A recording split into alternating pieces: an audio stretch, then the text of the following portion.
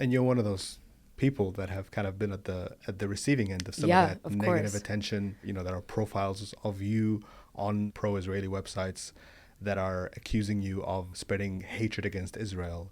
Yeah. That's a And lot to be able to take. yeah, I mean, it's incredibly painful to like continuously be doing this work as a deeply engaged and committed Jewish person with, you know, hundreds and thousands of other Jews who are also doing this because we love our community. We love ourselves. They often call us self-hating Jews. So it's always important to also say, like, I love myself as a Jewish person.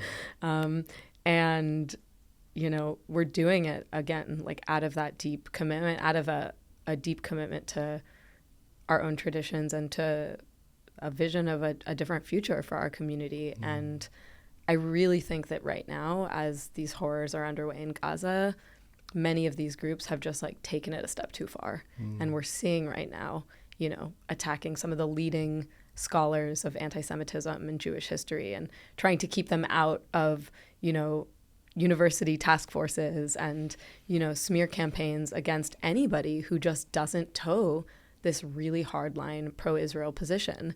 And I mean, what could be more dangerous to Jewish people right now than lumping us all in with this genocidal campaign of the Israeli government?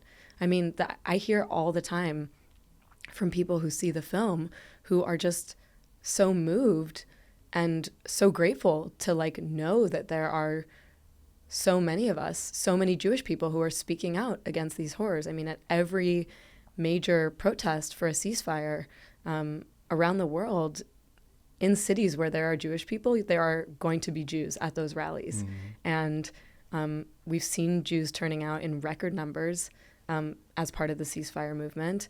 And I also see that as fighting anti-Semitism because it's publicly breaking this conflation between our community and the policies of the Israeli government, that if anything right now, we need more of that. We need people to understand that this is not being committed in the name of all Jews. First and foremost, the people who are most harmed by this campaign in Gaza are the Palestinian people. I mean, Israel is decimating the Gaza Strip right now beyond anything that even I could have imagined that I would ever see, even knowing the cruelty of the apartheid regime.